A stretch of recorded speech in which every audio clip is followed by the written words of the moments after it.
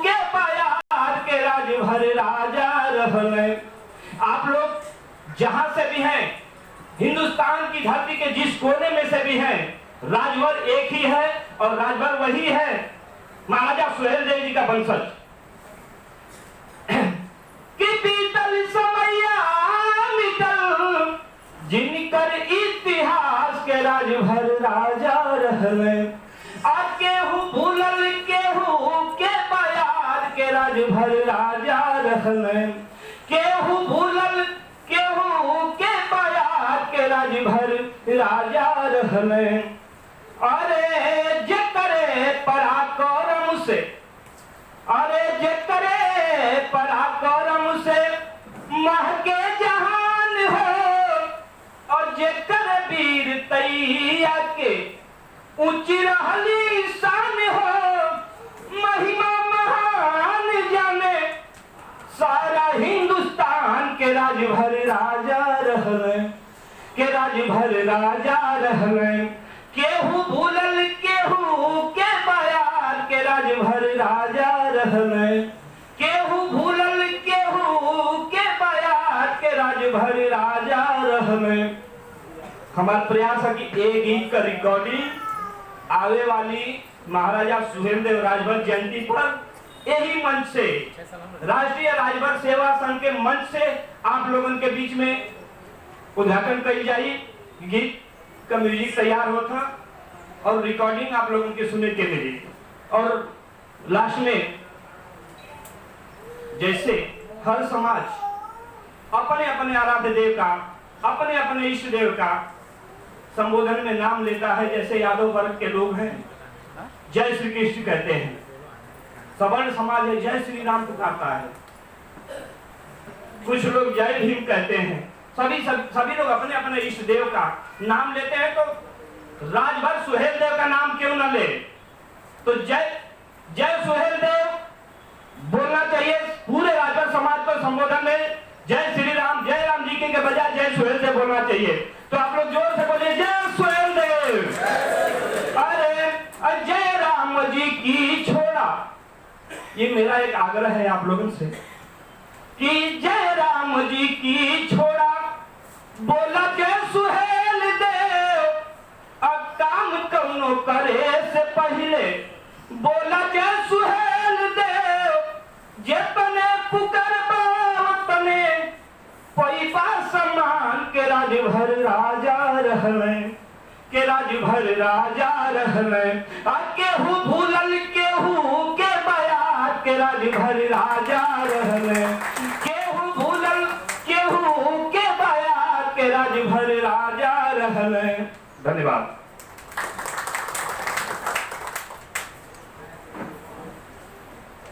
साथियों, कार्यक्रम की शुरुआत हो चुकी है और जैसा कि अक्सर होता है, यानी परंपरा है, जब हमारे मंच पे हमारे वरिष्ठ लोग, हमारे अतिथिगण विराजमान होते हैं तो कार्यक्रम की शुरुआत में अतिथियों का स्वागत एक आवश्यक परंपरा है और उस परंपरा का निर्वहन करने के लिए अब हम लोग शुरुआत करेंगे। मैं आग्रह करूंगा हमारे राष्ट्रीय राजभर सेवा संघ के वर्तमान अध्यक्ष माननीय दयानंद भारद्वाज जी से कि हमारे वरिष्ठ, हमारे बुजुर्ग, हमारे राष्ट्रीय राजभर सेवा संघ के प्रथम अध्यक्ष माननीय एडवोकेट रामबुज राजभर जी का स्वागत करें।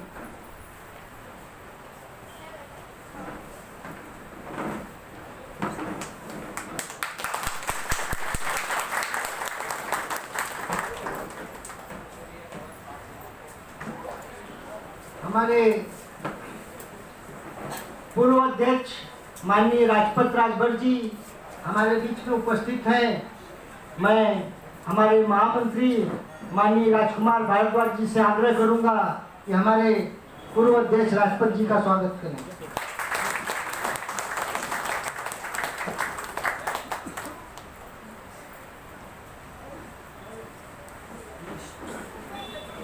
हमारे बीच में हमारे राष्ट्रीय राजभर सेवा संघ के पूर्व महासचिव माननीय गोपाल राजभर जी उपस्थित हैं। मैं हमारे कोषाध्यक्ष माननीय श्याम जी से आग्रह करूंगा कि हमारे पूर्व कोषाध्यक्ष माननीय गोपाल जी का स्वागत करें।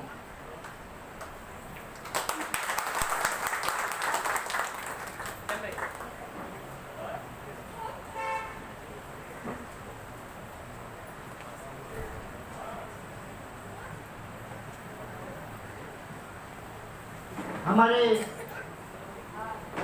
वर्तमान कार्यकारिणी के द्वारा जो निरंतर नए नए प्रयोग किए गए, जैसे मैंने कहा कि पिछले वर्ष से वर वधु परिचय सम्मेलन की शुरुआत हुई। पिछले साल भी हमें जनता की तरफ से, बिरादरी की तरफ से अच्छा प्रतिसाद मिला और इस वर्ष भी हमारी शाखाओं ने, हमारी विभिन्न शाखा के लोगों ने मेहनत की। ठीक है, बहुत ज़्यादा प्रतिशत तो नहीं मिला है, यानी हमने इस बार उम्मीद की थी कि कम से कम 200 फॉर्म तो आने चाहिए, क्योंकि अक्सर जो संगठन में काम कर रहे हैं लोग, उनके पास अक्सर लोगों के फोन आते हैं या लोग मुलाकात करते हैं तो कहते हैं कि भैया एक लड़का बतावा, नहीं तो कोई बोलता है एक लड़की बतावा। तो इस तरह से इन चीज़ों को ही देखते सुनते हुए हमने राष्ट्रीय राजभर सेवा संघ ने इस परंपरा की शुरुआत की, इस नए कार्यक्रम की शुरुआत की। लेकिन इस बार भी उतने ज़्यादा फॉर्म नहीं आए हैं जैसी उम्मीद थी।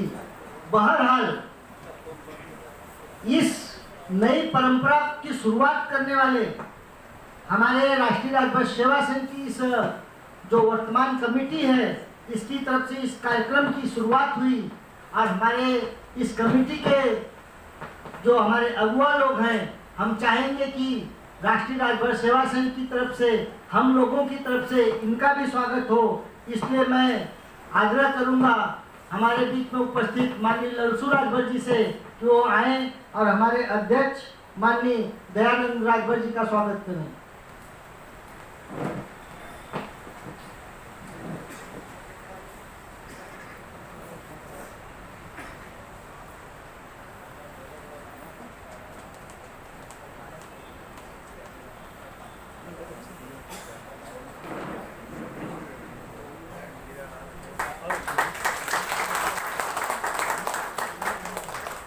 हमारे बीच में उपस्थित हैं नोटरी एडवोकेट किरण राजभर जी। मैं उनसे आग्रह करूंगा कि हमारे महामंत्री माननीय राजकुमार जी का स्वागत करें।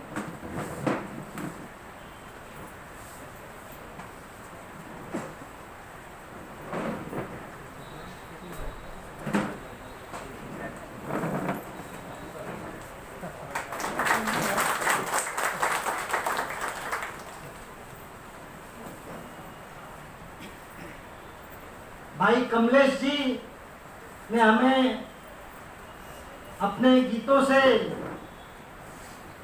लाभान्वित किया और कमलेश जी हमारे राष्ट्रीय राजभर सेवा संघ का अंग हैं। हम चाहेंगे कि उनका भी स्वागत हो मंच से, लेकिन उससे पहले मैं राष्ट्रीय राजभर सेवा संघ के उपाध्यक्ष माननीय रमाशंकर जी से आग्रह करूंगा कि हमारे कोषाध्यक्ष भाई श्याम जी का स्वागत करें।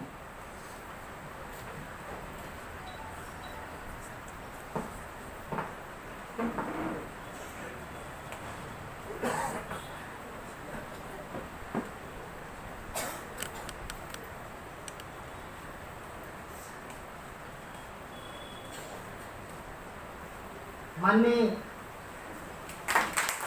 श्याम जी का स्वागत कर रहे हैं। माननीय कमलेश जी से आग्रह करूंगा कि मंच पर आए।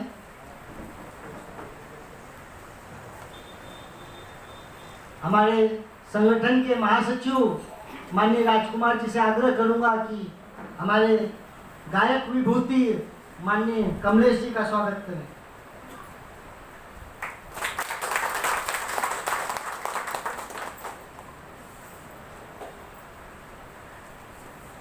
साथियों, आज के इस आयोजन की, आज इस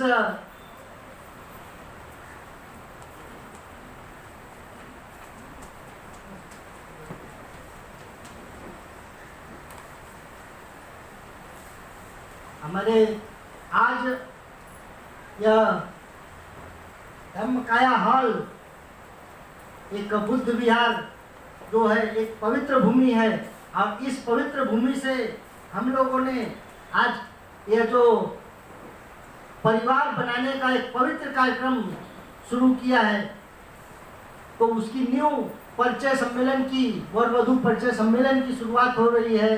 तो इस कार्यक्रम के प्रस्तावना के लिए मैं आमंत्रित करता हूं हमारे राष्ट्रीय राजभर सेवा संघ के महासचिव माननीय राजकुमार भारद्वाज जी से। आग्रह करूंगा कि वो कार्यक्रम की रूपरेखा और प्रस्तावना प्रस्तुत करें। माननीय राजकुमार भारद्वाज जी।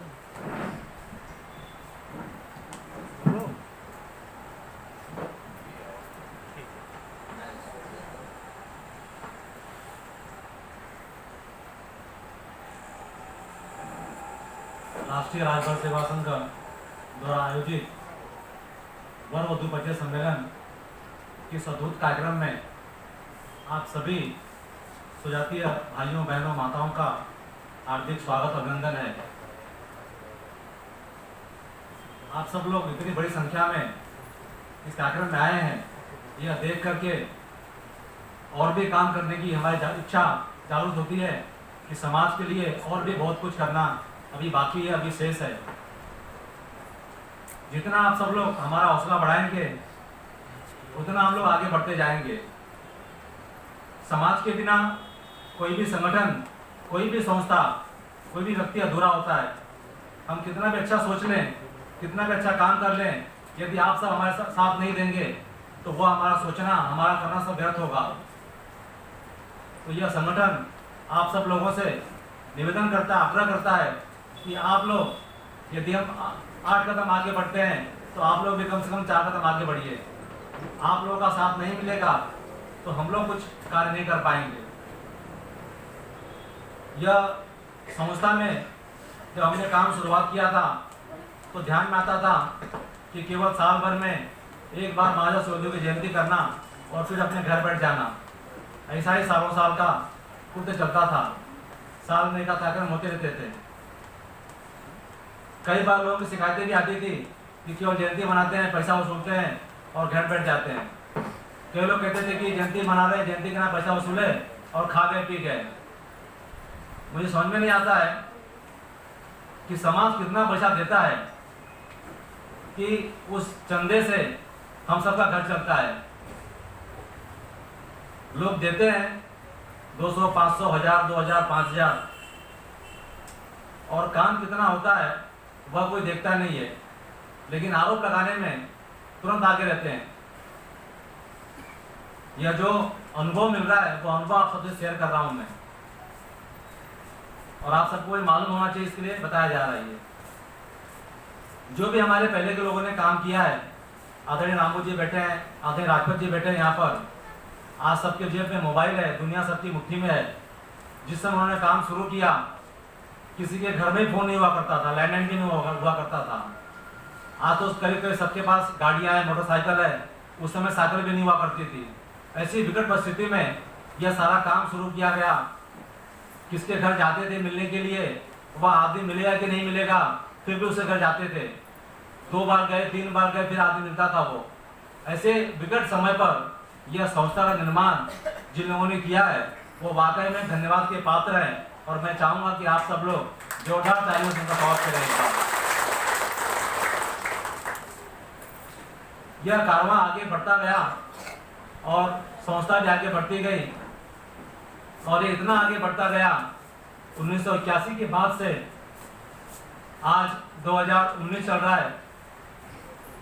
इतने वर्षों में यह राष्ट्रीय राजभर सेवा संघ देश का आज सबसे बड़ा संगठन है। इस राष्ट्रीय राजभर सेवा संघ में सबसे अधिक आजीवन सदस्य आप सबके सहयोग से 1400 के आसपास आजीवन सदस्य राष्ट्रीय राजभर सेवा संघ में बने हैं। इतना देश भर की संस्था के सदस्य नहीं बने हैं। आज हमारी संस्था के पास मुंबई जैसे महानगर में 2 बड़े कार्यालय हैं, वह आप सबके सहयोग से बन रहा है। आज हमारी संस्था के पास में फिक्स डिपॉजिट है। आज हमारी संस्था के पास बैंक बैलेंस है, वह सब आप सबके सहयोग से हो रहा है। ऐसे तमाम अलग तरह के प्रकल्प और अलग तरह की योजनाएं इस संस्था के माध्यम से धीरे धीरे आगे बढ़ रही हैं। यह सब आप लोगों के सहयोग के बिना अधूरा है। जब से इस संस्था में हम लोगों ने काम करना शुरू किया 2014 से, जो हमारे पूर्वजों ने सिखाया है उसके आधार पर जैसे समय बदल रहा है, हमने अपनी सोच बदलना शुरू किया और केवल जयंती न मनाते हुए तो नए नए प्रयोजन उसमें ढूंढने शुरू किए। जैसे कि पीछे आपके एक बैनर लगा हुआ है, उस पर आप लोग देखेंगे और हैंडबिल भी आप सबको मिलेगा। जिस दिन महाराजा सूर्यदेव की जयंती होती है, उस जयंती के निमित्त हम जिस महाराष्ट्र में रहते हैं, यहाँ भी समाज के प्रति अपना कुछ न कुछ कर्तव्य है। तो जयंती महाराजा के जयंती के निमित्त यहाँ रहने वाले समाज के लोगों के बीच में जाना और सूर्यदेव महाराज का नाम रोशन करना, उनके नाम को बढ़ाना, उस उद्देश्य के साथ में मुंबई के म्यूनसिपालिटी हॉस्पिटल में जाना, वहाँ के मरीजों को फल और बिस्किट वितरण करना। जो महाराष्ट्र का सबसे बड़ा उत्सव है गणपति उत्सव, ऐसे गणपति उत्सव में आज गर्व के साथ मैं कहता हूँ कि मुंबई की कम से कम 5-6 शाखाओं में ठंडे जल का वितरण, फर्स्ट एड की व्यवस्था और सभी पंडालों के शौच की व्यवस्था, ऐसे कम से कम मुंबई में 5-6 स्थानों पर यह कार्यक्रम चल रहा है। हजारों लोगों के माध्यम से उस यात्रा जो निकलती है, 1000 लोगों तक महाराजा सूर्यदेव का, राष्ट्रीय राजभा सेवा संघ का नाम जाता है, राजभा समाज का नाम पहुंचता है। यह लोग देखते हैं कि भाई यह भी समाज कुछ ना कुछ हमारे लिए कर रहा है। ऐसे ही पिछले साल जो वड़ाला में कुष्ठ रोगियों का अस्पताल है, वहाँ के सभी कुष्ठ रोगियों को हमने वहाँ पर जाकर खाद्य पदार्थ का वितरण किया। पिछले साल मानकुर्द में जो मतिमंद बच्चे हैं, जिनको आज हम जो बच्चे अपंग हैं, जिनको दिव्यांग आज कहा जाता है, ऐसे अपंग मतिमंद बच्चों के बीच में जाकर के महाराजा सूर्यदेव की जयंती मनाई हमने और उन सब लोगों को फल और बिस्किट दिया। ऐसे तमाम तरह के नए प्रयोजन राष्ट्रीय राजभा सेवा संघ आप सबके सहयोग से कर रहा है। यह नया नया प्रयोग करने का कारण यही है कि संस्था को एटीजी चाहिए और एटीजी लेने के लिए जिसको कहते हैं इनकम टैक्स बेनिफिट, वह लेने के लिए यह तमाम तरह के नए प्रयोजन यह संस्था करना अनिवार्य है। और हम जिस महाराष्ट्र में रहते हैं, उस महाराष्ट्र के लोगों के प्रति भी हमारा कर्तव्य बनता है, उस कर्तव्य का हम सब निर्वाह कर रहे हैं। उसी के साथ में अपने समाज में भी नए नए आयोजन प्रयोजन करना। तो एक समाज की जो बड़ी समस्या है शादी ब्याह की, यह समस्या भी हमारे पूर्वजों ने, हमारे बुजुर्गों ने हमको ध्यान में ला करके दी। उस पर भी संस्था ने अलग अलग तरह से योजना की, प्रयोजन किया, कैसे करेंगे, क्या किया जाएगा, तरह तरह की लोगों के विचार लिए गए और फिर बाद में तय किया गया कि जिस तरह से देश भर में क्षत्रिय समाज का, ब्राह्मण समाज का, तेली समाज का, साहू समाज का, हरिजन समाज का, कहार, धोबी, नुनिया, हर समाज के बड़े बड़े वर वधु सम्मेलन आयोजित किए जाते हैं। तो क्यों ना क्यों हमारे समाज का भी यह आयोजन किया जाए। जो जातियां हमसे बहुत बड़ी हैं वह भी करती हैं और जो जातियां हमसे बहुत छोटी हैं वह भी करती हैं। बचे रह गए हम सब राजा लोग। तो चूंकि हम सब राजा हैं, क्षत्रिय हैं, बहुत बड़े लोग हैं, तो हम कैसे अपने बेटी को समाज में लाएंगे, कैसे उसको मंच पर लाएंगे, यह सोच भी हमारे बुजुर्गों के मन में आती है। स्वाभाविक आना भी चाहिए वो, परंतु मैं पूरे विश्वास से कहना चाहूँगा कि आज हम लोग 21वीं सदी में जी रहे हैं। हम लोगों को अपनी सोच बढ़ानी चाहिए, अपने सोचने का दायरा बढ़ाना चाहिए। हम लोग आगे नहीं आएंगे तो इस समाज की कुरीतियां कैसे समाप्त होंगी। आज जिस स्थान पर हम लोग बैठे हैं, नीचे डॉक्टर पूजनीय बाबा साहब अम्बेडकर जी का स्मारक भी बना हुआ है, जिस बाबा साहब ने नई सोच के साथ में, नई कल्पना के साथ में समाज में जो रूढ़िवाद फैला हुआ है उसको दूर करने के लिए बड़ा अच्छा प्रयत्न किया। यह हमारे समाज का यह भी एक रूढ़िवाद है कि हम लोग अपने बच्चों को आगे लाना चाहते हैं। सब अच्छा चाहते हैं कि अच्छी लड़की मिले, अच्छा लड़का मिले, परंतु हमको कुछ करना ना पड़े। तो साथियों, जब तक आप लोग आगे नहीं बढ़ेंगे तब तक ये समाज की कुरीतियां समाप्त नहीं होंगी। हर मंच से भाषण करते हैं कि दहेज प्रथा बंद होनी चाहिए, समाज में नशा बंद होना चाहिए, लेकिन मैं जानता हूँ जो लोग यह कहते हैं 80% वही ज़्यादा मांगने वाले, पीने वाले, खाने वाले होते हैं। यह पूरे विश्वास से मैं कह रहा हूँ आप लोगों को। तो यह कुरीतियां, यह रूढ़िवाद परंपरा दूर कौन करेगा? उसको करने के लिए कोई ऊपर से नहीं आने वाला है, वो हमको ही करना है। हम लोगों को तय करना है कि मैं दहेज नहीं लूंगा, मैं नशा नहीं करूंगा, यह भी हमको तय करना है। तो यह परंपराएं जिनको हम पालते आ रहे हैं, इसको समाप्त करने का काम भी हमारा ही है। 2 साल पहले जब यह वर वधू के बारे में हम चर्चा कर रहे थे, हमारे टीम के साथी अच्छे उत्साहित है, बहुत मेहनत भी करते हैं वो, और अच्छा प्रयत्न भी करते हैं वो लोग। एक बार उन साथियों के लिए भी जोरदार तालियां मैं चाहूंगा आप लोगों से, जो सब लोग इस काम में जोर से लगे रहते हैं। तो ये सब आगे में चर्चा हम लोग कर रहे थे, तो सबने कहा अच्छा करना चाहिए। फिर यह योजना हमने कि सबका फॉर्म भराया जाए, फॉर्म जमा किया जाए, और वह कार्यक्रम शुरू किया हमने। कार्यक्रम के 8-10 दिन पहले जब सबसे एक क्या उसमें डेवलपमेंट हुआ, चर्चा के लिए मीटिंग रखी, तो सबके मुंह उदास थे, सबका मन छोटा था। तो जब मैंने पूछा भाई क्या हुआ, तो सबका ये कहना था कि भाई कोई तैयार नहीं हो रहा है। सब लोग कह रहे कि अरे मेरे बेटियों को कैसे मैं लाऊंगा मंच पर, मेरे बेटों को कैसा लाऊंगा, मेरा बेटा तो आज MBA कर रहा है, मेरा बेटा आज पोस्ट ग्रेजुएशन हो गया है, मेरी बेटियाँ टीचर हो गई है, मेरी बेटी नर्स हो गई है, तो कैसे सबके सामने लाएगी, मैं तो बड़ा पैसे वाला हूँ, मैं तो बड़ा समाज में मेरा नाम है, तो कैसे होगा ये। तो ये चिंताएं हमारे कार्यकर्ता सामने रख रहे थे। तो हम में से ही 1-2 लोगों ने कहा कि नहीं, राष्ट्रीय राजभर सेवा संघ जो कदम आगे बढ़ाता है उसमें वापस पीछे नहीं आता है। हमने तय किया है कि हम वर वधू सम्मेलन करेंगे तो हम उसमें पीछे नहीं आएंगे। इस सोच के साथ में यदि उसमें एक लड़का एक लड़की भी आएगी तो हम लोग कार्यक्रम करेंगे, और आप लोग तैयारी करो। कार्यक्रम फ्लॉप होगा चलेगा, लेकिन हम सबको बुलाएंगे। ये हमारे अपने भाई हमारे लोग हैं, उनके बीच में हमारा मान सम्मान घटेगा, कोई चिंता की बात नहीं है। यह समाज का मान सम्मान होगा, हमारा मान सम्मान नहीं होगा। इस आह्वान के साथ उनको वापस समाज के बीच भेजा गया। फिर सब लोगों ने जोर से काम करना शुरू किया, और मुझे कहते हुए गर्व होता है कि पिछले साल में जो एक फॉर्म भी भरने को तैयार नहीं था, एक व्यक्ति भी आने को तैयार नहीं था अपने कार्यक्रम में, पिछले कार्यक्रम में कम से कम 250-300 लोग आए थे, और करीब 60-62 लोगों ने, उसमें करीब 22-23 लड़के और 25-26 लड़कियां हमारे मंच से आकर के अपना सारा परिचय करवाया, और सुंदर आयोजन पिछले साल बड़ों कार्यक्रम में हुआ था। यह आप सबके सोच की, विचार की कल्पना है, आयोजन है। उसी के ध्यान में रखते हुए यह दूसरा कार्यक्रम हमने रखा है। इसमें बदलाव तो इतना ही किया हमने कि पिछले कार्यक्रम हमने निःशुल्क रखा था, इस साल हमने 200 रुपया शुल्क रखा। कई लोगों ने मीटिंग में इसका भारी विरोध किया कि भाई पैसा क्यों ले रहे हैं। आज सोशल मीडिया का जमाना है, तो कई लोगों ने सोशल मीडिया के माध्यम से भी संस्था के ऊपर उसके पदाधिकारी व्यंग करना शुरू किया कि ये सब नया कमाने खाने का धंधा शुरू कर दिए हैं। अब मैं आप लोगों से जानना चाहता हूँ कि 200 रुपया शुल्क लेना, 200 रुपये में यह 15,000 का हॉल बुक करना, 8,000 रुपया इस डेकोरेशन को देना, फिर बाद में जो लोग आएंगे उनके चाय पानी की व्यवस्था करना, यह सब आयोजन करने में करीब 50,000 रुपया संस्था खर्च होता है। और एक व्यक्ति से 200 रुपया लेना, यह क्या गुनाह है, यह क्या गलत है।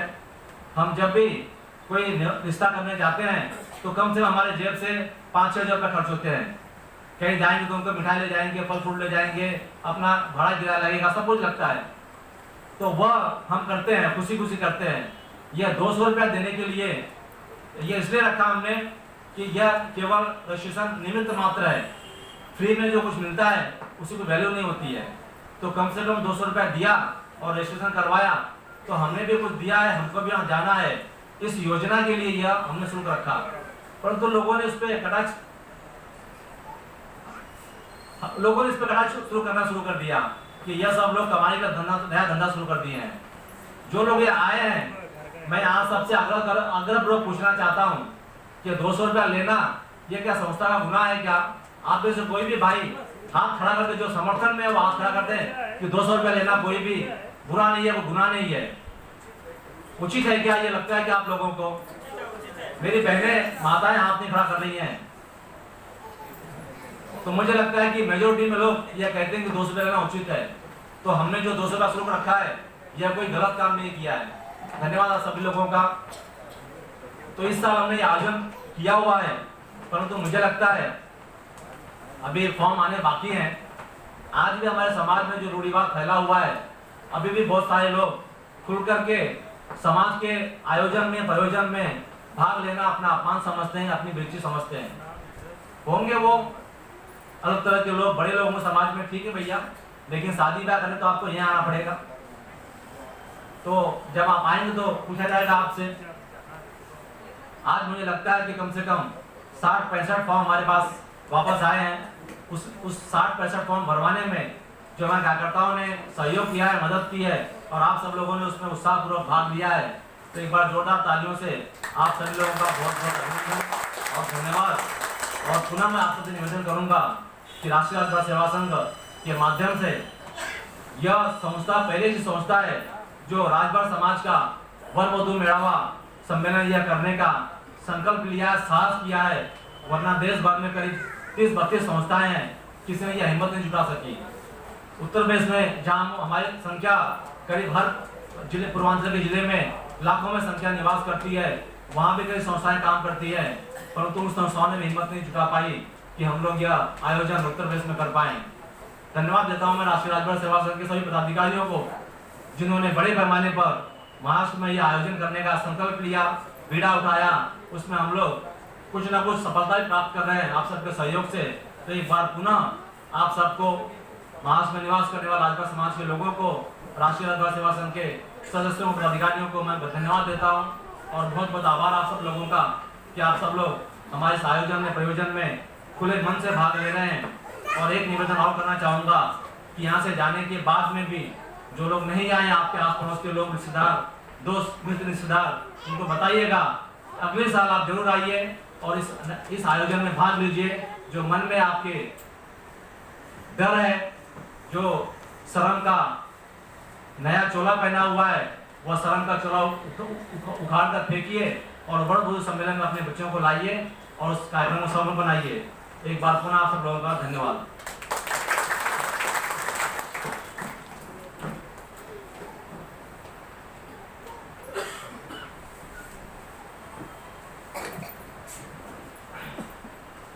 साथियों, हमारे महासचिव जी ने कार्यक्रम की प्रस्तावना आप लोगों के समक्ष रखी और हमारे कार्यकर्ताओं को, राष्ट्रीय राजभर सेवा संघ की जो विभिन्न शाखाएं हैं और जो कार्यकर्ता हैं, जिन लोगों ने आप लोगों के बीच में जाकर फॉर्म भरवा कर लिया, आप लोगों को कन्विंस किया, उनको, उनके समक्ष जो समस्याएं आई ज़्यादातर, उसके बारे में भी उन्होंने जिक्र किया और उन्होंने बताया कि हम लोग राजा हैं। राजा होने की हिचक के कारण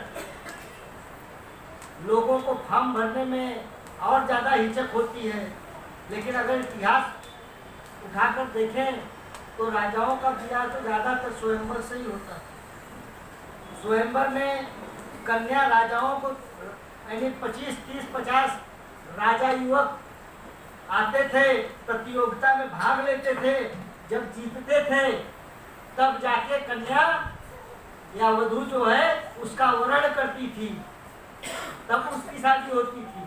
यानी बिना प्रतियोगिता के कोई वर सिलेक्ट नहीं होता था। तो शायद पिछले वर्ष भी हम लोगों के पास जो फॉर्म आए थे उसमें लड़कियों की संख्या ज़्यादा थी, इस साल भी लड़कियों की संख्या ज़्यादा है।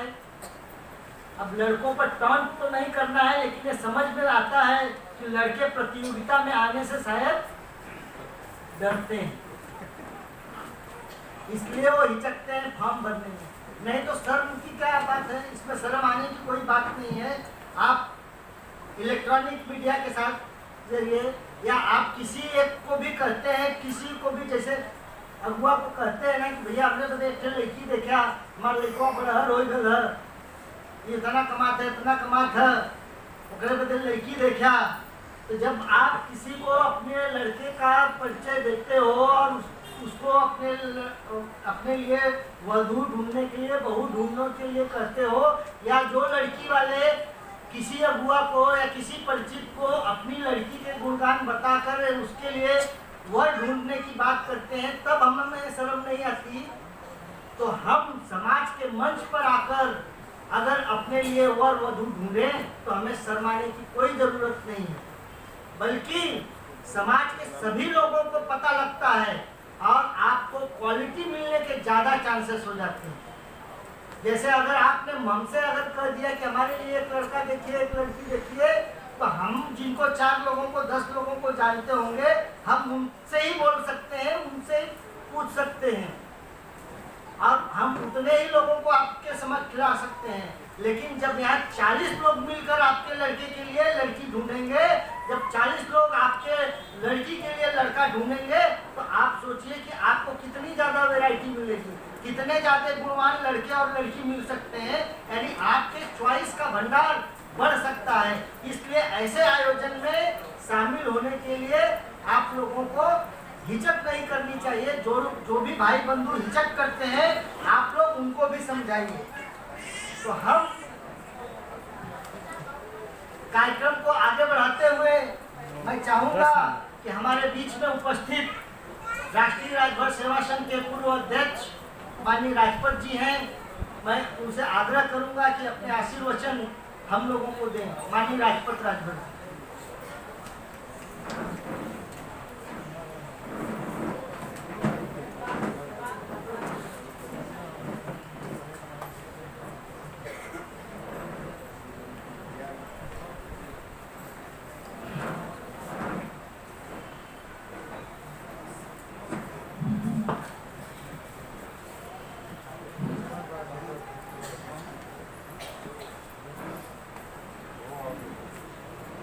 साथियों, बहुत खुशी की बात है, आज का जो आयोजन किया गया है एक बहुत ही सौभाग्य की बात है हमारे राजभर समाज के लिए। राष्ट्रीय राजभर सेवा संघ की बुनियाद डाली गई, कब डाली गई वो सब व्याख्या करने का आज समय नहीं है। मैं आप लोगों की संख्या देखकर थोड़ा सा खुश जरूर हूं। जिस मकसद से आज ये कार्यक्रम रखा गया है, मेरे दिल में बहुत पहले से ये भावना थी, लेकिन सहयोग न मिलने के कारण हम कर नहीं पाते थे। मैं आपको उदाहरण दे दूं, यहीं पर एडवोकेट किरण राजभर यहाँ मौजूद हैं। हमने शुरुआत गांव से किया था, लेकिन शहर में कोई साथ नहीं देता था। उनकी शादी मैंने ही किया है बिना ब्राह्मण का, ये मौजूद है, पूछ लीजिए। ये ऐसे काम हम 3 कर चुके हैं देहात से शुरुआत हम किए थे, लेकिन सपोर्ट ना मिलने के कारण हमें अपना कदम पीछे करना पड़ा। और ये बंबई बहुत ऊर्जावान धरती है। यहाँ के लोग क्या क्या सोचते हैं, नौकरी धंधा करते हैं, बिजनेस व्यवसाय करते हैं, तो किसी की बात में क्यों हमें सबसे बड़ी समस्या थी। आप लोगों को मैं इतना बता दूं, कुछ बहुत चंद लोग हैं यहाँ मौजूद। जब हमने शुरुआत किया था इस संस्था का, मैं ज्यादा कुछ है उसके बारे में नहीं कहूंगा। ये जो आयोजन आज का है, हमारे एक भाई ऐसे हैं यहाँ मौजूद, मैं चेहरे से देख रहा हूँ, नाम तो भूल रहा हूँ। 89 में 24 सितंबर को जंतर मंतर रोड दिल्ली में एक प्रदर्शन किया गया था राष्ट्रीय राजभर परिषद के नाम से। बंबई से सिर्फ हम 3 मौजूद वहां थे। ये भाई जरा हाथ उठाइए तो। हम 3 वहां पर मौजूद थे, बंबई से सिर्फ 3 मौजूद थे, उसमें 2 यहाँ पर हैं और तीनों कोतवाली में बंद थे।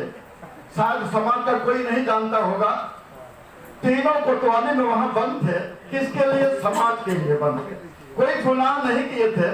पुलिस अधिकारियों से मैंने कहा था कि हम राष्ट्रीय राजभर परिषद का नाम लिखाना चाहते हैं आपके रिकॉर्ड में, हम कोई गुनाह नहीं करेंगे। धारा 144 लगा हुआ है, उसको थोड़ा सा उल्लंघन करेंगे, आपको जरूरत नहीं पड़ेगी लाठी डंडे तलवार की या बंदूक की। आप कह दीजिए जहाँ कहिए अपने आदमियों की व्यवस्था हम खुद लेके चलेंगे। और कोतवाली तक हम लाइन लगा के अपने आदमियों को गए थे लेकर के, उनको जरूरत, पुलिस को व्यवस्था की जरूरत नहीं थी। किसके लिए? समाज के लिए। आज जो हम चिल्ला रहे हैं व्हाट्सएप का जरिया है, इतना मीडिया भाव में आ गई है, उस समय कुछ नहीं था एक दूसरे को बताने के लिए। तो सिर्फ समाज, हमारे अंदर दिमाग में क्या था, समाज का उत्थान किसी तरीके से हो, समाज संगठित हो। दिल में भावनाएं तो बहुत थी, लेकिन हम सब कुछ कर नहीं पाते थे, क्योंकि इन्हें गिने लोग ही हमारा साथ दे पाते थे। उसमें हमने शुरुआत किया संगठन का, उस समय 6 महीना प्रचार ही बंबई में करने के बाद एडवोकेट रामबोध जी हमसे मुलाकात हुई और इनका सहयोग काफी मिला हमें, हमारा हौसला भी आगे बढ़ा और आज 40 साल हो गया इस संगठन को चलते हुए। इसके बीच में बहुत से उतार चढ़ाव आए, लेकिन संगठन चलता रहा। ये होता है परिवार में, जहाँ एक परिवार होता है, परिवार बड़ा हो जाता है तो थोड़ा सा खटकता वटकता रहता है, लेकिन बाद में परिवार अपने को तो अपना समझता है। ये हमारे सामने बहुत समस्याएं आई, ऐसी बात नहीं है। देश के ऊपर भी कुछ आफत आई, कारगिल का युद्ध हुआ, हम लोग की इतनी बड़ी पहुंच नहीं थी कि हम उसमें अपना कोई योगदान दे सके, लेकिन डायरेक्टर से, चैरिटी कमिश्नर से परमिशन लेकर के हम लोगों ने एक बूंद पानी देने का प्रयास किया गया उस समय, और परमिशन मिला। आप लोगों को सोचना पड़ेगा, मालूम नहीं होगा आप लोगों को, सिर्फ 200 पावती का परमिशन दिया था, स्टैम्प मार के दिया था। इसके अतिरिक्त पावती आप यूज करेंगे तो जेल जाना पड़ेगा। रामपुर जी हम मौजूद हैं, हम लोगों ने तय किया था कि कम से कम 50,000 तो हम जुटाएं 200 पावती से ही, लेकिन हमारा समाज गरीब है, किसके पास जाएंगे, कौन हमारे सहयोग देगा। हम लोग काफी प्रयास किए, बात नहीं है, लेकिन मैं व्यक्तिगत रूप से बताऊं, उसमें 15,500 रुपया मैंने अकेला जमा किया था, 1 रुपया भी समाज के पास से नहीं मांगा है। रामपुर जी सामने है, 1 रुपया भी समाज के पास से नहीं लिया, गैर समाज के लोगों से हाथ पैर जोड़ा, चाहे जो भी किया उनसे लिया, और 15,500 रुपया जमा करके दिया था। 45,000 रुपया हम जुटा पाए थे उस 200 पावती से। पैसा थोड़ा घटा हमारे लक्ष्य से, तो संस्था के अकाउंट से पैसा जमा करके 50,000 का ड्रॉप बना के हम लोगों ने गवर्नमेंट के डिपार्टमेंट को सौंपा। जो मिलिट्री का डिपार्टमेंट डायरेक्टर थे उनको भेजा गया, बाई पोस्ट लगे से ही भेजा गया। तो मैं बहुत, आज ये जो कार्यक्रम चल रहा है बहुत खुश हूँ। ऐसे कार्यक्रम होने चाहिए, समाज बहुत जागृत हो गया है। सबसे बड़ी कमी एक और हमें दिखती है, उसको देख करके मुझे बहुत दुख होता है। कमी यह है कि जब लोगों को मालूम पड़ गया है कि समाज में थोड़ी चेतना आ गई है, तो सब निजी फायदा उठा करके बस उसी में तोड़ फोड़ शुरू कर दे रहे हैं। मैं किसी का नाम नहीं लूंगा, सब निजी फायदे के चक्कर पड़ गए, समाज को सब भूल गए। तो मेरा कहने का मतलब यह है, अभी आज के अवसर पे, कि ये बहुत अच्छा अवसर है। भाई राजकुमार जी ने आप लोगों को बताया, एडवोकेट जी ने भी बताया। मैं कहता हूँ ऐसे आयोजन अच्छे अच्छे संपन्न समाजों में होता है, बड़े बड़े संपन्न समाजों में होता है। मेरा संपर्क कुछ ऐसे समाज के लोगों के साथ था, सबों के साथ था, और उनके घर में उठना बैठना खाना पीना होता था। मैं आपको एक उदाहरण दे दूं छोटा सा, अगर किसी के परिवार में उनमें 3 या 4 बच्चे हैं, तो जो बड़ा होगा समय आने पर उसकी भी शादी होगी। लेकिन मैंने साथ में रह के देखा है कैसे शादी वो लोग करते हैं। मैं किसी समाज का नाम नहीं लूंगा, समर समाज के बहुत संपन्न समाज के लोग हैं। पारिवारिक तरीके से जो भी उनसे बनता है, लड़के की शादी है इसलिए जेवर की व्यवस्था कर देते हैं जो उनसे बन पाया। एक ही पेयर बना के रख लेते हैं, लड़के की शादी कर लिए, दुल्हन को दे दिए, पहन के आ गई माई ससुराल में, और उसके बाद ससुराल में 2-4 महीने हो रह जाती है, वो उतरवा के रख लेते हैं, फिर दोबारा देते नहीं मायके जाने के टाइम पे, क्योंकि लड़के संपन्न रहते हैं, थोड़ा बहुत अपना करते खाते हैं। उनसे कहा देते हैं तुम्हें शौक होगी तो बना के पहना लेना। अब ये माँ बाप का धन है, माँ बाप के हाथ में रिजर्व हो गया है, और हम लोगों की सोच उसके अलग है। हमारे पास क्षमता नहीं है। लड़के हैं, एक के लिए कर्जा लिए, चाहे जैसा भी किए, दूसरा भी तैयार हो गया, कर्जे का बोझ दबा हुआ है, दूसरे का कहां से करें, इसीलिए हम दिन ब दिन और गरीब होते चले जाते हैं। इसके लिए मैंने बहुत देहात में गांव के से शुरू किया था। गांव में बनी बनाई शादियों को कैंसिल करवा दिया हूं। और वो जिन लड़कों की शादियां तय थी वो रद्द हो गई, लड़कों ने अपनी तरफ से रद्द करवाया। बात को मेरी समझ करके इसी पॉइंट को लेकर के, और उन लड़कों ने रद्द कर दिया। अब वो लड़के आज पढ़ने के बाद वो 6वीं 7वीं 8वीं में पढ़ रहे थे तीनों, और रिश्ता तय था। अब सोचिए कि ऐसे बच्चों का रिश्ता हो जाएगा तो क्या हाल होगी, कितना आगे जा पाएंगे, भविष्य उनका गर्त में चला जाता है, लड़के का भी लड़की का भी।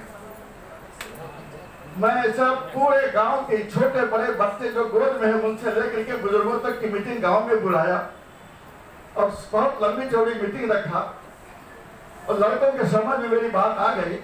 उन लोगों ने रद्द कर दिया।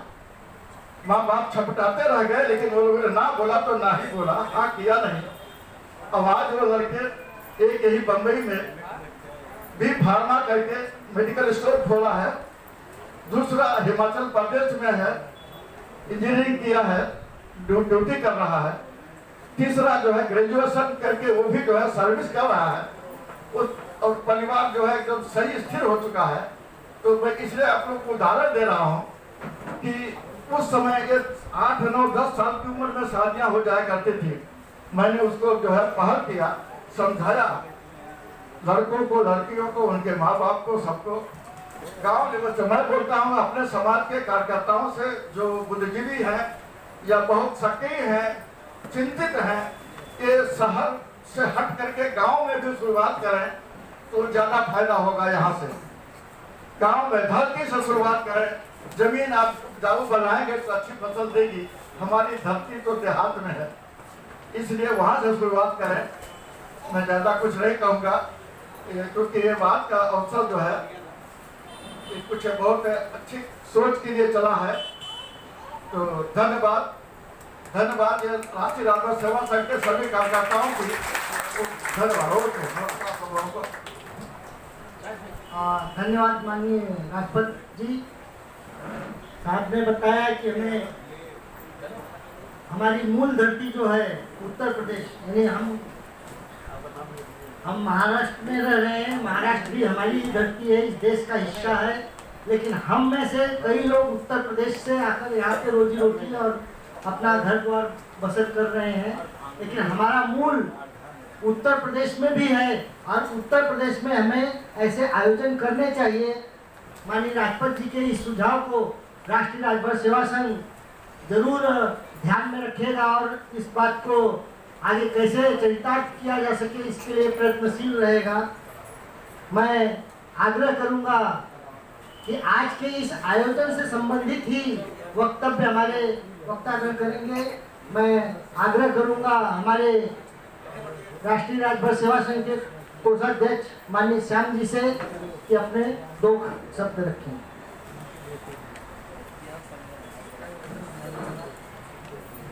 धन्यवाद दिनेश जी। पहले तो मंच में विराजमान हमारे भूतपूर्व अध्यक्ष, मैं उन्हें प्रणाम करता हूं, और हमारे अध्यक्ष जी उन्हें भी प्रणाम करता हूं। हमारे बीच में हमारे दिनेश भैया, उन्हें नमस्कार करता हूं, और सामने हमारे माताएं बहनों को प्रणाम और नमस्कार करता हूं, और हमारे पुराने समाज के सारे भाइयों को नमस्कार करता हूं।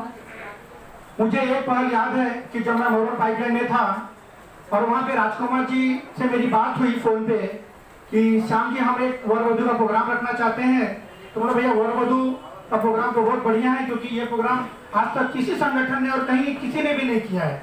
क्योंकि हमारे समाज की जो तकलीफें हो रही है इस समय, दहेज प्रथा, और किसी के लड़के अगर थोड़ा बहुत सावला या थोड़ी बहुत गोरी या थोड़ी बहुत कुछ कम पढ़ी लिखी रहती है तो उनको दहेज इतना पीड़ित कर देता है कि न शादी हो पाती, बेचारे परेशान रहते हैं। तो इस हिसाब से राजकुमार जी से जब मेरी बात हुई तो बोला भैया वेलकम है, हम उस समय गुरुद्वारा में एक वर वधू का प्रोग्राम रखे जो सफल भी हुआ और बढ़िया हुआ, लोगों का सुझाव भी बहुत अच्छा मिला। इसी तरीके से हम आज कुर्ला में यहाँ पे प्रोग्राम रखे हैं, जिसकी वजह से सारे वर वधू हमारे यहाँ कुछ काफी लोग का फॉर्म भी आया हुआ है। मैं ये चाहता हूँ कि मेरी एक रिक्वेस्ट आप लोगों से है कि इस संगठन के माध्यम से अगर किसी की शादी ब्याह का अगर हो जाता है तो मैं आप लोगों से हाथ जोड़ के विनती करता हूँ इस संगठन को जरूर सूचित किया जाए कि हम आपके संगठन से हमारे लड़के और बच्चे की शादी हुई है, ताकि हमें अगले टाइम पे ये ब्यौरा देना पड़े कि नहीं हमारे संगठन ने जो प्रयास किया है वो संगठन का हमें कुछ न कुछ फल मिला है। मैं आप लोगों से हाथ जोड़ के विनती करता हूँ, और जो भी हमारे संगठन में आप लोगों ने, हमारे शाखा और अध्यक्ष ने, काफी लोगों ने भी इस संगठन के लिए, इस वर वधू के लिए जो मेहनत की है, मैं उन्हें भी धन्यवाद करता हूं। और आज हमारे इस मंच को स्वागत करने के लिए जो कमलेश जी ने अच्छे से जो धुन गाए थे, उनको भी स्वागत धन्यवाद करता हूं मैं। इसी तरीके से मैं इस संगठन के माध्यम से, कोषाध्यक्ष के माध्यम से सारे लोगों का धन्यवाद करके अपनी दो वाणी को विराम करता हूँ। हमारे बीच में हमारे राष्ट्रीय राजभर सेवा संघ के प्रथम अध्यक्ष, पूरे देश में बहुत सी चीजें पहली बार होती हैं, उसी तरह से हमारे बिरादरी में सबसे पहले नोटरी के रूप में जिन्हें भारत सरकार ने अनुमोदित किया, नियुक्त किया, ऐसे हमारे प्रथम नोटरी हमारे समाज के बिरादरी के गर्व माननीय एडवोकेट रामबुल राजभर जी से आग्रह करूंगा कि अपने आशीर्वचन, अपने आशीर्वाद हमें दें। माननीय रामबुल राजभर।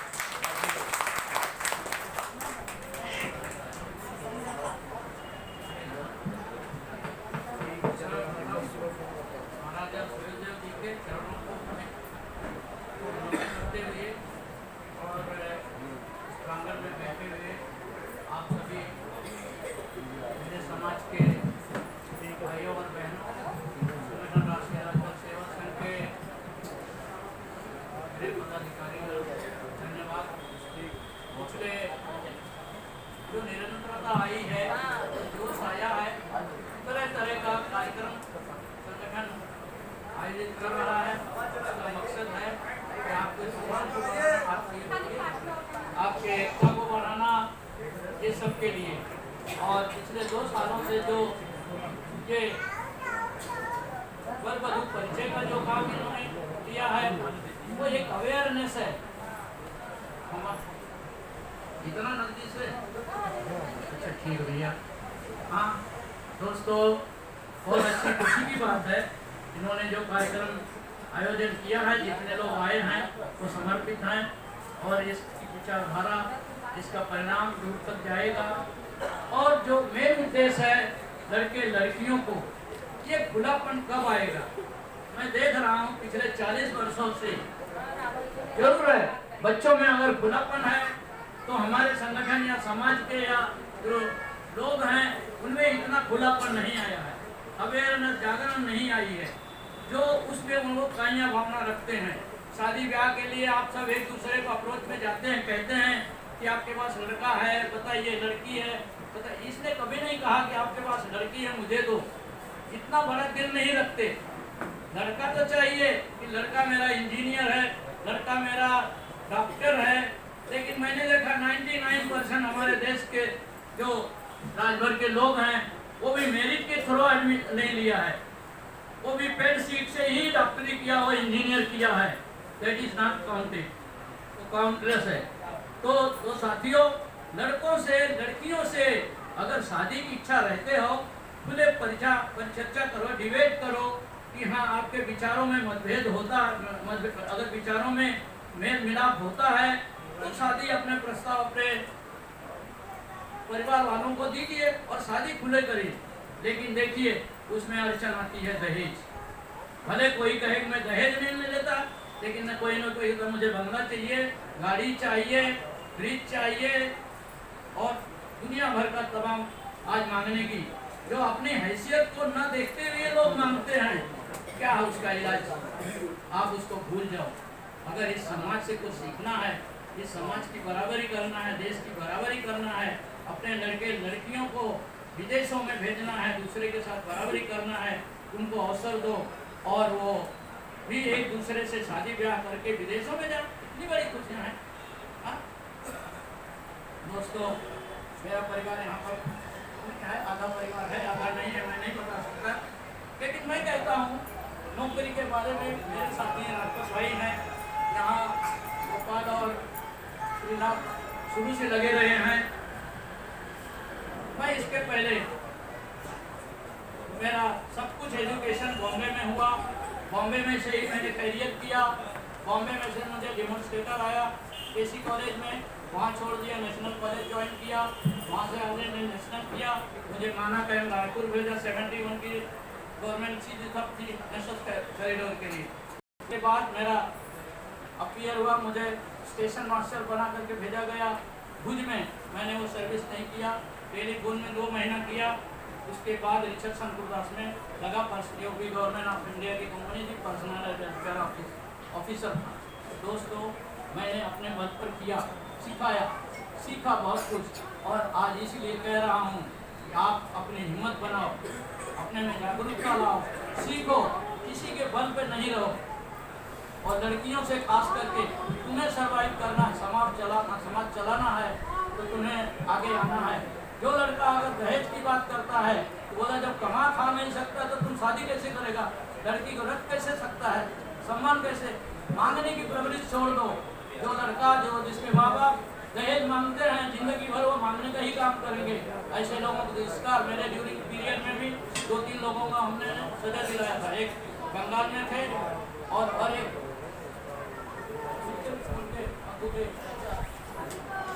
ऐसे कई लोगों को राजभर सेवा संघ ने उनको प्रताड़ित किया, जो कि दहेज के लिए जोर मार रहे हैं। तो साथियों, मेरी गुजारिश है, मुझे आपको कुछ संदेश नहीं देना है, यही है आप जिस पर्पज, जिस उद्देश्य के लिए आज एकत्रित हुए उस पर विचार करो गंभीर से। अपने लड़के लड़कियों को एक प्लेटफॉर्म पे लाओ और भूल जाओ, एक दूसरे को पसंद करो। कोई काला है, गोरा है, उससे इज्जत कम नहीं हो जाती है। उसमें गुण है तो उसकी कीमत होगी। ओबामा काला था लेकिन राष्ट्रपति 2 बार अमेरिका का बना। तो आपको सीखना है, बहुत कुछ सीखना है दोस्तों। इसलिए मैं इसी के साथ में आपको 26 जनवरी की भी बहुत बहुत शुभकामना देता हूँ। और आने वाले जो सुहेल जयंती मनाई जाएगी उसमें आप भाग लें और इस तरह के प्रस्ताव लाएँ। मुझे बाकी कुछ नहीं कहना है, सुने आप लोगों से कि आपको बहुत सूचना बनना है, आपको आगे बढ़ने के लिए एक दूसरे के साथ में चलना है। धन्यवाद।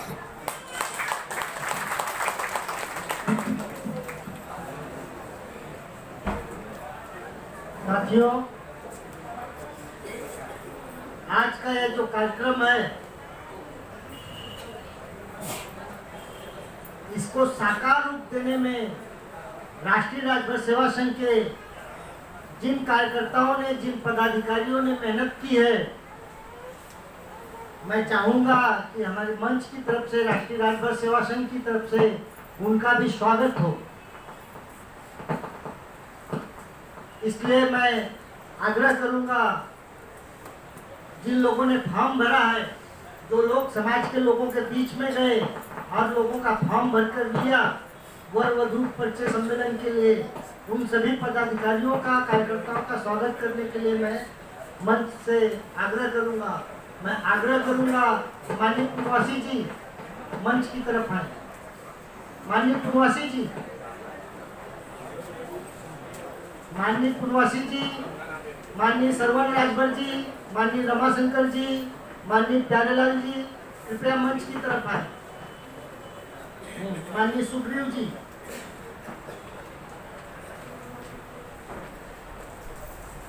माननीय प्यारेलाल जी का स्वागत हमारे राष्ट्रीय राजभर सेवा संघ के अध्यक्ष माननीय दयानंद जी करेंगे।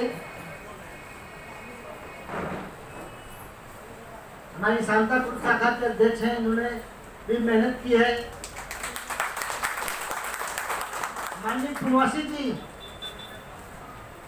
माननीय सरवण जी, हमारे राष्ट्रीय राजभर सेवा संघ के उप कोषाध्यक्ष माननीय सरवण राजभर जी, उसे आग्रह है मंच पर आए। माननीय अनिल राजभर जी,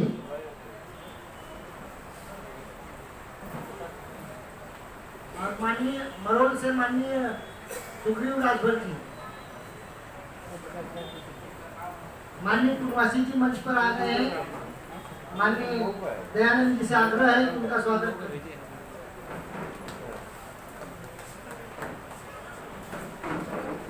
माननीय सरवण जी,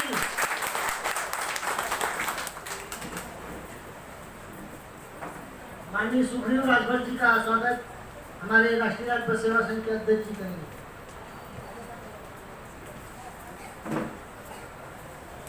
माननीय रमाशंकर जी,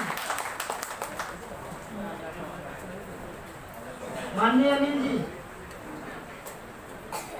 माननीय उप कोषाध्यक्ष माननीय श्रवण राजभर जी, उनका स्वागत दयानंद जी करते हैं।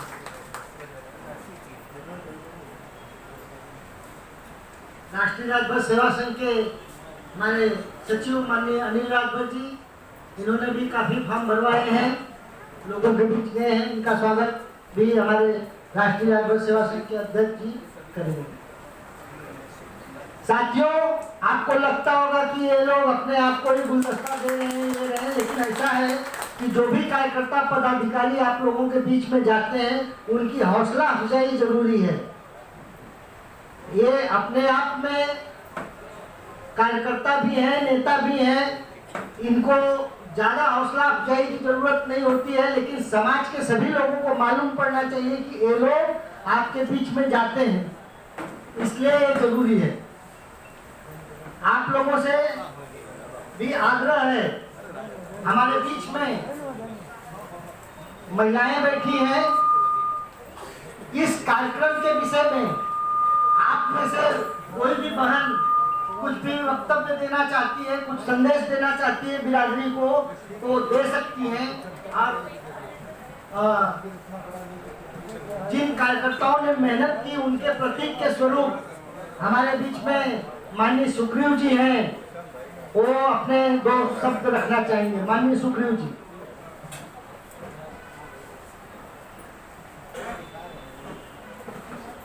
मंच पर विराजमान आदि लोग को पढ़ा, सामने अभिभावक लोग को भी पढ़ा और नमस्कार हो। मैं भाषणबाजी नहीं कर पाता हूँ, पहली बार स्टेज पर हिम्मत जुटा के खड़ा हूँ।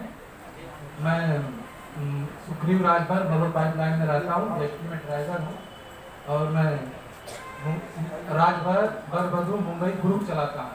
काफ़ी रिस्पांस मिल रहा है, उसमें से 3 शादी पहले फाइनल हो गया, वो शादी आज हुआ है फाइनल, और अगले संडे को 4 शादी करार पर हैं। तो मैं आप लोग से आग्रह करता हूं कि जैसे बायोडाटा हो वैसे आप लोग हमारे मोबाइल नंबर पर ले लें और डालते रहें, तो आप लोग को घर बैठे काम हो सकता है, ज़्यादा मेहनत नहीं करनी पड़ेगी, दौड़ना नहीं पड़ेगा, एक फ़ोन से ही आप लोग का काम हो सकता है। धन्यवाद।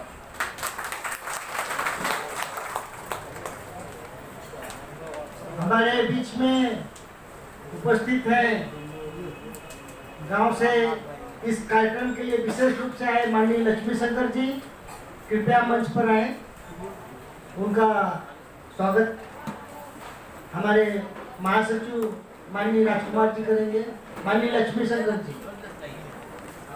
हमारे बीच में हमारी संस्था के पूर्व कोषाध्यक्ष माननीय महेंद्र राजभर जी हैं, उनसे आग्रह है कि मंच पर आए।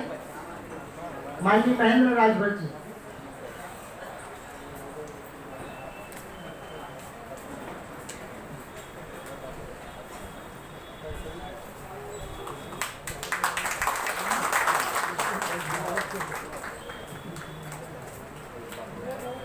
हमारी स्वागत की कड़ी में जो फॉर्म भरने वाले 2 कार्यकर्ताओं का नाम, पदाधिकारियों का नाम छूट गया था, हमारी कुर्ला शाखा के अध्यक्ष माननीय सुभाष जी, मानकुर्द शाखा के अध्यक्ष माननीय फूलचंद राजभर जी, आप दोनों से आग्रह है कृपया मंच पर आए। माननीय फूलचंद राजभर जी, माननीय सुभाष राजभर जी।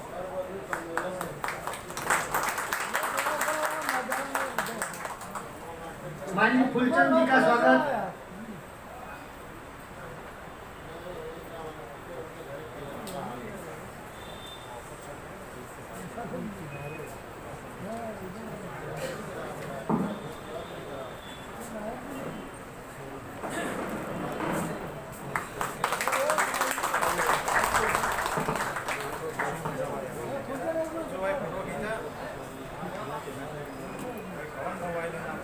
हमारे बीच में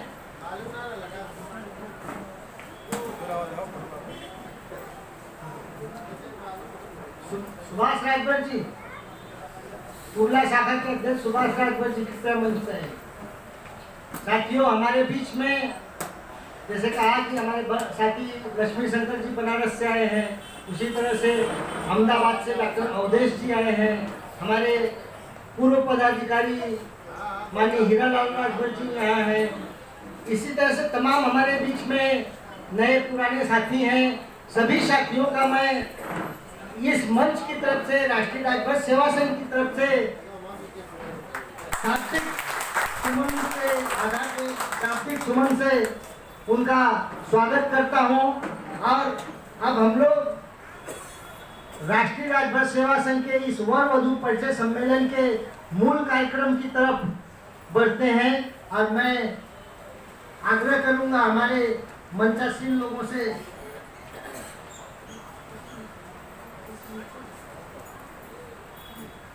हमारे मंचासीन पदाधिकारी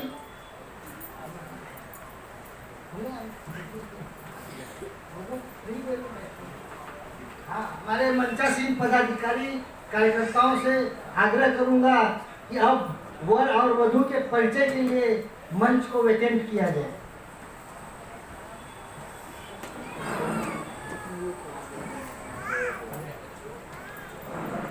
साथियों, राष्ट्रीय राजभर सेवा संघ की तरफ से इस आयोजन में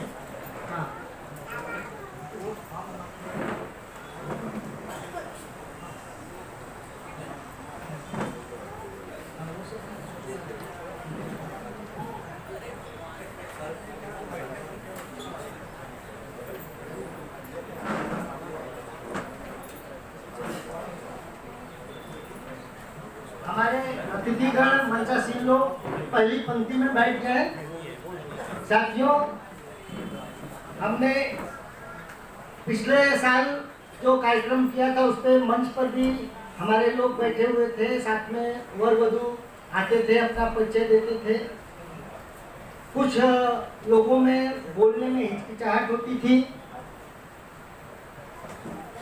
उस चीज को हमने ध्यान में रखते हुए ये सोचा कि वर वधु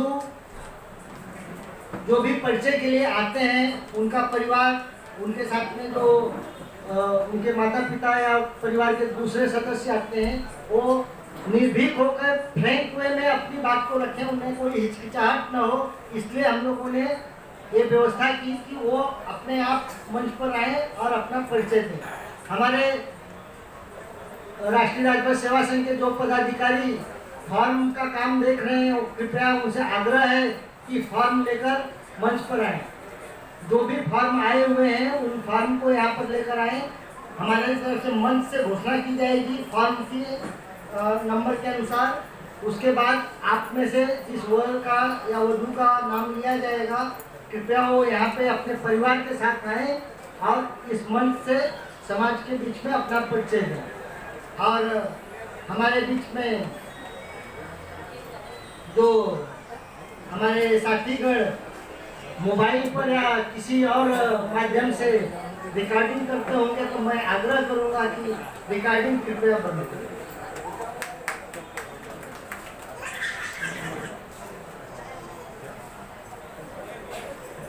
माननीय राजकुमार जी, कृपया मंच पर।